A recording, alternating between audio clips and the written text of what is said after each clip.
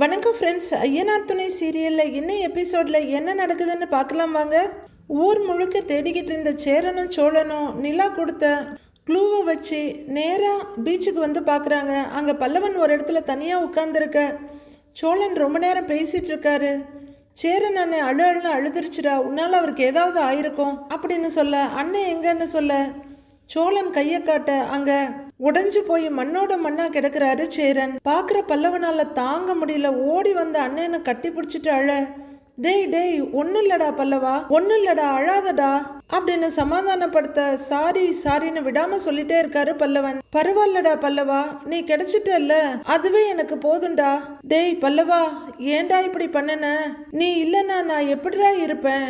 இனிமே இப்படிலாம் பண்ணாதடா, அண்ணனால நீ இல்லாம இருக்க முடியாதுடா அப்படின்னு சேரன் தவிப்பா சொல்ல, ஐயோ அண்ணே அப்படின்னு அழுதுகிட்டே மறுபடியும் ஹக் பண்ணிக்கிறாரு பல்லவன். சோழனுக்கும் கண்ணீர் கடகடன்னு வழியுது. தொடச்சுக்கிட்டு நிக்கிறாரு. பல்லவனோட பேக் எடுத்துக்கிட்டு கொஞ்ச தூரம் தள்ளி வர்ற சோழன் நிலாவுக்கு போன் பண்ண, ஹலோ என்ன ஆச்சு? பல்லவன் அங்க இருந்தானான்னு நிலா பதட்டமா கேக்குறாங்க. ஏங்க நீங்க சூப்பருங்க, நீங்க அழகா ஞாபகப்படுத்தி சொன்னீங்க. நீங்க சொன்ன இடத்துல தான் பல்லவன் இருந்தான், இங்க பீச்சில் தான் இருந்தான், நாங்க அவனை பார்த்துட்டோம் அப்படின்னு சோழன் சொல்ல, அப்பா அப்படின்னு நிம்மதி பெருமூச்சு விடுறாங்க நிலா. அப்படியே நிமிர்ந்து வானத்தை பார்த்து தேங்க்யூ முருகாங்கிறாங்க. இனி நீங்க ஒன்றும் டென்ஷன் ஆக வேண்டாங்க, இன்னும் 1 மணி நேரத்துல நாங்க வீட்டுக்கு வந்துடுவோம், நீங்க நிம்மதியா இருங்கன்னு சோழன் சொல்ல, சரிங்க. அப்புறம் பல்லவன் கிடைச்ச விஷயத்த பாண்டியனுக்கு ஃபோன் பண்ணி சொல்லிடுங்க, பாவம் அவரும் தேடிக்கிட்டு இருக்காருங்கிறாங்க நிலா. ஆமாங்க, இந்நேரம் அவன் எந்த ரோட்ல தேடி அலையிறானோ தெரியல, நான் அவங்கிட்ட ஃபோன் பண்ணி சொல்லிடுறேன், நீங்க பார்த்து பத்திரமா இருங்க, வந்துடுறோன்னு சோழன் சொல்ல, சரின்னு நிம்மதியா போனை காதுலேருந்து எடுக்கிறாங்க நிலா. அப்பாடான்னு மறுபடியும் பெருமூச்சு விடுறவங்க கண்ணை தொடச்சிக்கிட்டு வீட்டுக்குள்ள போறாங்க. வீட்டுக்குள்ள திரும்புறதுக்கு முன்னாடி நடேசன் கட்டில் கிட்ட வந்து, பல்லவன் கிடைச்சிட்டானா, பீச்சில் தான் இருந்தானா, சேரனும் சோழனும் பார்த்துட்டாங்களாம், இப்ப கூட்டிக்கிட்டு வந்துடுவாங்க அப்படின்னு நிலா சொல்லிட்டு இருக்க. நல்லா அசந்து தூங்கின நடேசன் அப்படின்னு ஒரு சின்ன ரியாக்ஷனை மட்டும் கொடுத்துட்டு ஒரு கிழிச்சப்படுத்த வந்து நல்லா மல்லாக்கப்படுத்தி நிம்மதியா தூங்குறாரு. எப்படி இவரால் இப்படி இருக்க முடியுதுன்னு பார்த்துட்டு நிலா வீட்டுக்குள்ள போறாங்க. அண்ணே, பாண்டியனுக்கும் சொல்லிட்டேன், நிலாவுக்கும் சொல்லிட்டேன், நாமளாவது பரவாயில்ல, பாண்டியன் நார்த்து சென்னையில சுத்தி தேடிக்கிட்டு இருக்கானா அப்படின்னு சோழன் சொல்ல, அங்க ஏண்டா போனா அவன் அப்படின்னு சேரன் கேட்க, அண்ணே நமக்கு மட்டும் இவன் இங்க இருப்பான்னு தெரியுமா என்ன? எங்க தேடணும்னு தெரியாம தானே சுத்திக்கிட்டு இருந்தோம், அதே மாதிரி அவனும் இங்க அங்கன்னு சுத்திக்கிட்டு நார்த்து சென்னைக்கே போயிட்டு இருக்கான்.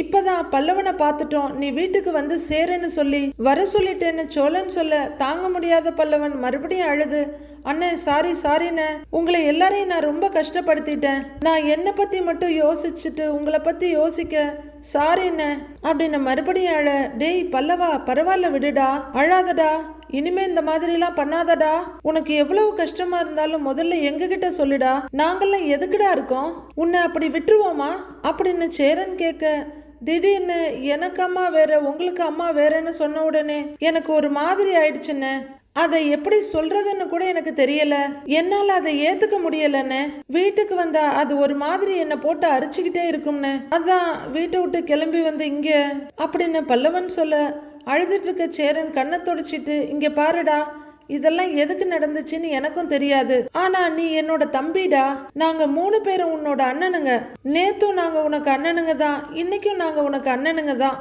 புரியுதா உனக்குன்னு சேரன் தோல்ல கைய வச்சு கேட்க, புரியுதுன்னு தலையாட்டுறாரு பல்லவன். அண்ணே சாரிண்ணே அப்படின்னு விசும்பிக்கிட்டே மறுபடியும் சேரனை ஹக் பண்ணிக்கிறாரு பல்லவன். மண்டைய ஒரு தேய்ச்சிக்கிற சோழன், அண்ணே பசி உயிரை கொல்லுதுன்னு, வீட்டுக்கு போலாமா? இப்ப கிளம்புனாவே வீட்டுக்கு போறதுக்கு 1 மணி நேரம் ஆகும்னு அப்படின்னு சொல்ல, சரிடா போலாம், வாடா பல்லவா வா போலாம் அப்படின்னு 3 பேரும் வீட்டுக்கு கிளம்புறாங்க. பரமசிவன் கழுத்திலிருந்து பாம்பு கேட்டது, கருடா சௌக்கியமா அப்படின்ற பாட்டை போட்டுக்கிட்டு ஜாலியா ஒரு கிழிச்சு படுத்து தொடையில தாளம் போட்டுட்டு இருக்காரு நடேசன். பாண்டியன் குறுக்கையும் நறுக்கையும் டென்ஷனோட நடந்துகிட்டு இருக்காரு. நிலா வாசப்படியிலேயே உட்கார்ந்து இருக்காங்க. பயங்கர டென்ஷன்ல இருக்க பாண்டியன் போய் ஸ்டூல ஒரு உதைக்க அதுல இருக்க மொபைல் கீழே விழுந்து பாட்டு ஆஃப் ஆயிடுது. பாட்டு கேக்குதா பாட்டு அப்படின்னு திட்டிட்டு அந்த பக்கம் போக எழுந்து உட்கார்ற நடேசன், யாருடா இவன் லூசு பைய அப்படிங்கிற நடேசன் எழுந்து கீழே கிடக்கிற டேப் ரெக்கார்டர் எடுத்து, இதை வேற சரி பண்ணணுமா இப்ப அப்படின்னு அந்த டிரான்சிஸ்டர் கையில எடுத்து வச்சிட்டு இருக்காரு. ஏங்க அவங்க தான் வந்துட்டு இருக்கதா சொன்னாங்கல்ல, வர்றவங்க வீட்டுக்கு தானே வருவாங்க, நீங்க ஏன் அங்கேயும் இங்கேயும் நடந்துகிட்டு இருக்கீங்க, வந்து உட்காரலாம்லன்னு நிலா சொல்ல பாண்டியன் நிலாவை பார்த்துட்டு கொஞ்சம் மெதுவா நடக்க ஆரம்பிக்கிறாரு. ரேடியோ போட்டியோட அருமை தெரியுமா இவங்களுக்கு அப்படின்னு அதை தட்டி கொட்டி மறுபடியும் பாட வச்சிடுறாரு. அது மறுபடியும் அதில் அர்த்தம் உள்ளதுன்னு பாடிக்கிட்டு இருக்கு. கொஞ்ச நேரத்துல சோழன், சேரன், பல்லவன் 3 பேரும் வர்ற கார் வருது. உயர்ந்த இடத்தில் இருக்கும்போது உலகம் உன்னை மதிக்கும் அப்படின்னு பாட்டு ஓடிட்டு இருக்க நடேசன் தலையை மட்டும் தூக்கி பார்க்க பாண்டியனும் நிலாவும் கார் வர்றதுக்கு முன்னாடியே ஓடுறாங்க. அங்க லைட்டா தலையை தூக்கி பார்த்துட்டு உன் நிலைமை கொஞ்சம் இறங்கி வந்தால் நிழலும் கூட மிதிக்கும் அப்படின்னு பாடிட்டு இருக்க ஒரு பார்வை பார்த்துட்டு மறுபடியும் படுத்துக்கிறாரு நடேசன். பல்லவா அப்படின்னு கூப்பிட்டுக்கிட்டு காரோட லெஃப்ட் சைடு பாண்டியன் ஓட பல்லவன் மெதுவா இறங்க நிலா அப்படியே பார்த்துட்டு இருக்காங்க. பாண்டியன் ஓடி வந்து பல்லவனை அப்படியே கட்டி பிடிச்சுக்கிறாரு. 2 பேரும் அழுதுகிட்டே தவிப்போட ஒருத்தர் ஹக் பண்ணி முதுக தடவி கொடுத்துக்கிறாங்க.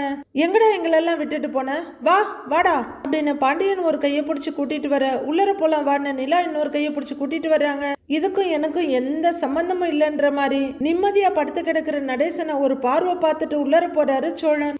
வீட்டுக்குள்ள வந்தவன பாண்டியன் கோவத்தோட எங்கடா போன சொல்லுடா, சொல்ற வாயை திறந்துன்னு கையில பட்டுன்னு அடிக்கிறாரு. இலை பாண்டி, அவனை அடிக்காதடா, அவனே பாவங்கிறாரு சேரன். பாவமா?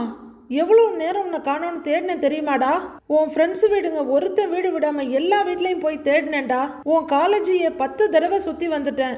என்ன பண்றதுன்னு தெரியாம எல்லாரும் பைத்தியம் பிடிச்ச மாதிரி சுத்திக்கிட்டு இருந்தோம்டா. எங்கடா போன?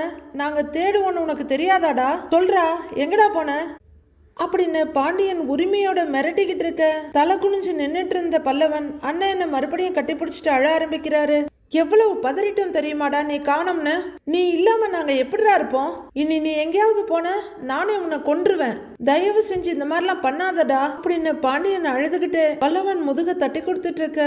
பண்ண மாட்டேன்னு அப்படின்னு பல்லவன் அழ கொஞ்சம் நிமித்தி முகத்துல ஒரு முத்தம் கொடுத்துட்டு அழாதுடான்னு கண்ணை தொடச்சு விடுறாரு பாண்டியன். நீ உள்ளர வரும்போது உனக்கு ஆரத்தி எடுத்து அப்படியே கூட்டிட்டு வந்திருக்கணுமோ, தெரியாம அப்படியே உள்ளர கூட்டிட்டு வந்துட்டேன். சார் சாதிச்சுட்டுல வந்திருக்கீங்க அப்படின்னு நிலா சொல்ல நிலாவை நிமிந்து பார்க்கவே பல்லவனுக்கு குற்ற உணர்ச்சியா இருக்கு. காணாம போயிட்டு திரும்ப கிடைச்சிருக்கீங்க, ஆரத்தி எடுத்திருக்கணும்ல அப்படின்னு நிலா சொல்லிட்டு இருக்க பாண்டியன் கண்ணை தொடச்சிட்டு இருக்க பல்லவன் தலை குனிஞ்சு நிக்கிறாரு. சிரிக்கிற சோழன், ஏங்க நல்ல ஜோக்குங்க, செம்ம ஜோக்கு அப்படின்னு சொல்ல நிலா அவரை முறைக்கிறாங்க.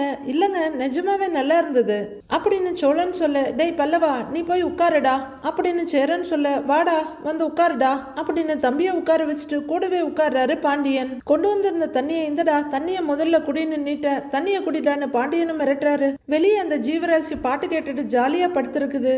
நல்ல வேலை நீ தான் சொன்னப்பா அவன் பீச்சுக்கு போயிருப்பான், இல்லைன்னா கண்டிப்பா பீச்சுக்கெல்லாம் போய் பார்க்கணும்னு நாங்க யோசிச்சு கூட இருக்க மாட்டோம். நைட்டு முழுக்க அவனை தேடிக்கிட்டு சுத்திக்கிட்டே தான் இருந்திருப்போம் அப்படின்னு சேரன் சொல்ல, நான் அங்கதான் இருப்பேன்னு உங்களுக்கு எப்படி தெரியும்னு மெதுவா கேக்குறாரு பல்லவன். சார் தானே சொன்னீங்க உங்களுக்கு சோகமா இருந்தா பீச்சில் போய் உட்காருவேன்னு, மாசத்துக்கு 2 தடவை உட்காருவேன்னு சொன்ன, இந்த மாசத்துக்கு இதுதான் ஃபர்ஸ்ட் இல்ல? நீ அன்னைக்கு சொன்னதுதான் திடீர்னு எனக்கு ஞாபகம் வந்துச்சு. நல்ல வேலை தெரிஞ்சோ தெரியாமலோ நீ என்கிட்ட சொன்ன, எனக்கு அதுதான் க்ளூ கொடுத்த மாதிரி இருந்தது அப்படின்னு பல்லவன் பக்கத்துல வந்து உட்கார்ந்த நிலா சொல்லிக்கிட்டு இருக்க. உன்னை அறிந்தால் நீ உன்னை அறிந்தால் இந்த உலகத்தில் போராடலாம் அப்படின்ற பாட்டை சத்தமா வச்சு கேட்டுட்டு இருக்காரு நடேசன். இவர் ஒருத்தர்னு மறுபடியும் கடுப்பாகிற பாண்டியன் வேகமா எழுந்து வெளியே வர, டேய்னு சேரன் கூப்பிட அதை கண்டுக்காம வந்து மறுபடியும் அந்த ஸ்டூல ஒரு உதைக்க ரேடியோ தலை குப்புற போய் மண்ணில் விழுது. என்ன பாட்டு கேக்குதா? பாட்டு என்ன இப்போ பெரிய நக்கல் வேண்டி கிடக்கோ? வீட்டுல நடக்கிற ஒவ்வொரு தப்பான விஷயத்துக்கும் காரணமே நீங்க தான். நீங்க மட்டும் ஒழுங்கா இருந்திருந்தா இந்த வீட்டுல எதுவுமே தப்பா போயிருக்காது. பண்றதெல்லாம் பண்ணிட்டு பாட்டு அப்படின்னு காரி துப்பாத குறைய அப்பாவை திட்டிட்டு உள்ளர வர்றாரு பாண்டியன். டேய் ஏன்டா நீ இந்த ஆள்கிட்ட எல்லாம் பேசிட்டு இருக்க? இந்த ஆளை பத்தி தெரிஞ்ச விஷயம் தானே, விட்ரா அப்படிங்கிற சோழன். அண்ணே பிரியாணி ஆர்டர் பண்ணவான்னு கேக்குறாரு. ஒரு மாதிரி டல்லா இருக்கு, எல்லாரும் காரசாரமா சூப்பரா சாப்பிடலாமே. பல்லவா உனக்கு ஓகேவா அப்படின்னு கேக்குற சோழன். அப்படின்னு போனை எடுக்கிறாரு. எடுத்து பார்த்துட்டு காசு இல்லையே அப்படின்னு நினைக்கிறவரு போனை பாக்கெட்ல வச்சுக்கிட்டு, அண்ணே நீ ஒரு பாய்கிட்ட எப்பவும் சொல்லுவில்ல நல்ல காரசாரம்லாம் இருக்கும்ல, அங்கேயே ஆர்டர் போட்டுடு, கேஷ் ஆன் டெலிவரி போட்டு இன்னைக்கு ஒரு பொடி பிடிச்சிடலான்னு சோழன் சொல்ல பார்த்துட்டு இருக்க பாண்டியன் அதுதானே பார்த்தேங்கிறாரு. சோழன் சமாளிப்பா சிரிச்சிட்டு இருக்க சேரன் போன் எடுத்து ஆர்டர் போடுறாரு. டேய் விட்ரா அப்படின்னு நிலா பல்லவனோட பேச பல்லவனு வாயை திறந்து பேசிட்டு இருக்காரு. நிம்மதியா சந்தோஷமா பாக்குறாரு சேரன். 4 ஜீவராசிங்களும் ஒரே லைன்ல தூங்கிக்கிட்டு இருக்க சேரன் மட்டும் தூக்கம் வராம எழுந்து உட்கார்றாரு. பல்லவனை பாக்குற சேரன் நேரா எழுந்து போய் ஒரு டவல் எடுத்துட்டு வந்து உட்கார்றாரு. அப்போ நிலாவும் கதவை திறந்துட்டு வெளியே வரவங்க இத பாத்துட்டு இருக்காங்க. எடுத்துட்டு வந்த டவலை பல்லவன்ல ஒரு காலையும் இவரோட ஒரு காலையும் சேர்த்து கட்டிட்டு இருக்க காலில் இது பட்டு பல்லவனை முழிச்சிடுறாரு. அவரும் மெதுவா எழுந்து உட்கார. டேய் பல்லவா, நீ என்ன தூங்கலையாடா அப்படின்னு சேரன் கேட்க, அண்ணே இனிமே எங்கேயும் போக மாட்டேன்னு. நான் போனா நீங்க எல்லாம் எவ்வளவு கஷ்டப்படுறீங்கன்னு பார்த்துட்டேன். இனிமே நான் எங்கேயும் போக மாட்டேன் அப்படின்னு பல்லவன் சொல்ல, இல்லடா பல்லவா, ராத்திரி நேரம் நீ பாட்டுக்கு ஏதாவது அப்செட் ஆகி எங்கேயாவது கிளம்பிட்டா அண்ணனால அதெல்லாம் தாங்க முடியாதுடா. அப்புறம் அண்ணன் உன்னை எங்கன்னு போய் தேடுவேன் சொல்லு. அதான்டா இப்படி காலோட காலை சேர்த்து கட்டிட்டேன், தப்பா நினைச்சுக்காத அப்படின்னு சேரன் சொல்ல, நான் எங்கேயும் போக மாட்டேன்னு, என்ன நடந்தாலும் இனி நான் வீட்டை விட்டு போக மாட்டேன்னு அப்படின்னு பல்லவன் சொல்ல அவரோட கண்ணத்தை லைட்டா கிள்ளிட்டு இருக்காரு சேரன். அப்பாடான் நிம்மதி பெருமூச்சு விடுறாங்க நிலா. அவங்க வந்த மாதிரியே சத்தம் இல்லாம கதவை சாத்திட்டு உள்ளர போயிடுறாங்க. அப்போ இந்த கட்டெல்லாம் வேணாம் இல்லன்னு சேரன் பிரிக்க போக, அண்ணே இல்லன்னு இருக்கட்டும்னு அப்படின்னு பல்லவன் சொல்ல, இல்லடா கலட்டிடுறேங்கிறாரு சேரன். இல்லண்ணே அது அப்படியே இருக்கட்டும், இது இல்லன்னா ராத்திரி முழுக்க உனக்கு தூக்கமே வராது, அப்புறம் எழுந்திருச்சு நான் இருக்கனா இல்லையான்னு பார்த்துக்கிட்டே இருப்ப அப்படின்னு பல்லவன் சொல்ல, இல்லடா நான் கழட்டிடுறேன்னு கழட்ட போறாரு சேரன்.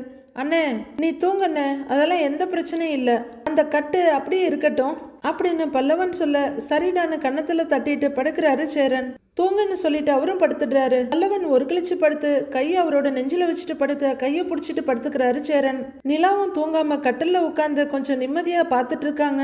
நிலாவோட அப்பா, என்னம்மா இது, ஞாயிற்றுக்கிழமை எதுவும் ஃபங்க்ஷனை மகாபலிபுரத்துல வச்சிருக்காங்க அப்படின்னு சொல்லிட்டு இருக்க, போய் தாங்க ஆகணும் அப்படின்னு அவரோட ஒய்ஃப் சொல்லிட்டு இருக்க, தாஸ் உள்ளர வர்றாரு. பட்டுன்னு நிலா எழுந்து போய் அவங்க அம்மாவுக்கும் அப்பாவுக்கும் நடுப்புற உட்கார்ந்துக்கிறாங்க. ஏய் நிலா, எழுந்துரே அம்மா அவளை எழுந்திருக்க சொல்லுமா அப்படின்னு தாஸ் அடம்பிடிக்க, டேய் என்னடா சின்ன பொண்ணை போய் எழுந்திருக்க சொல்ற அப்படின்னு கேட்க, அம்மா நான் வர்றதை பார்த்து எழுந்து உங்க நடுப்புற வந்து உட்காந்துக்கிட்டாமா இவ, ஏய் எந்திரடி அப்படின்னு தாஸ் கையை பிடிச்சி இழுக்க, டேய் விடுறான்னு நிலா சொல்லிட்டு இருக்க. அவங்க அப்பா குறுக்க வந்து கையை பிடிச்சி தடுக்கிறாரு. என்னடி சின்ன பிள்ளை மாதிரி பண்ணிட்டு இருக்க, எழுந்திரடின்னு தாஸ் இழுக்க, டேய் கையடுறா, என்னடா பண்ணிட்டு இருக்க, ஏ செல்லண்டா இவ, நீ உட்கார்டா கண்ணு அப்படின்னு அவங்க அப்பா தோல்ல போட்டுட்டு மகளை தன் பக்கமா இழுத்துக்க, அந்த பக்கம் அம்மாவும் மகளை கொஞ்சிட்டு இருக்காங்க. டென்ஷன் ஆகுற தாஸ் சோஃபாவோட கைப்பிடியில உட்கார்ந்துக்கிறாரு. நிலாவோட மூக்க பிடிச்சி தாஸ் கில்ல. நிலா சினுங்க அதையெல்லாம் நினைச்சு பார்த்துட்டு லைட்டான சிரிப்பு வருது அவங்க உதட்டுல. அவங்க வீட்டு நினைப்புல ரொம்பவே மிஸ் பண்ணி யோசிச்சுட்டு இருக்காங்க. வீட்டுல 4 பேரும் கேரம் விளையாடினது, அப்பாவும் இவங்களும் ஒரு செட்டா உட்காந்து வின் பண்ணி ஹைஃபை அடிச்சுக்கிறது, அப்புறம் அண்ணன் கூட சண்டை போடுறது அப்படின்னு நினைச்சு பார்த்துட்டு இருக்காங்க. அடுத்து அவங்க ஊஞ்சல்ல உட்காந்து அப்படியே படிச்சுட்டு தூங்கி உட்கார அவங்க அப்பா வந்து புக்கை மூடி விட்டுட்டு மகளை படுக்க வைக்கிறதுக்கு ஹெல்ப் பண்றது, அவர் மடியிலேயே தலை வச்சு நிலா படுத்துக்கிறத பார்த்துட்டு கிச்சன்ல இருந்து வர்ற அவங்க அம்மா, ஏங்க உள்ளர போய் படுக்க மாட்டாளான்னு கேக்குறது, நீ பேசாம போய் என் பிள்ளை தூங்கட்டும் அப்படின்னு அவங்க அப்பா சொல்லிட அவங்க அம்மா போயிட, அப்பா அம்மா போயிட்டாங்களா அப்படின்னு நிலா கேட்க, ஆமாண்டான்னு சொல்லிட்டு மறுபடியும் மடியில படுக்க வச்சு தலையை தடவி கொடுத்தது அப்படின்னு இதெல்லாம் நினைச்சுக்கிட்டே உட்கார்ந்துருக்காங்க நிலா. மறுநாள் நிலாவும் பல்லவனும் கோவிலுக்கு வர்றாங்க. 2 பேரும் சுவாமி தரிசனம் முடிச்சுட்டு வந்து படியில உட்கார்றப்போ நிலா ஒரு வாழைப்பழத்தை கொடுக்கறப்ப இருக்கட்டும்ன்ற மாதிரி பல்லவன் தலையாட்ட புடிடாங்கிறாங்க நிலா. பல்லவன் அதை கையில வாங்கிக்கிட்டு எங்கேயோ வெறிச்சு பார்த்து உட்கார்ந்துருக்க.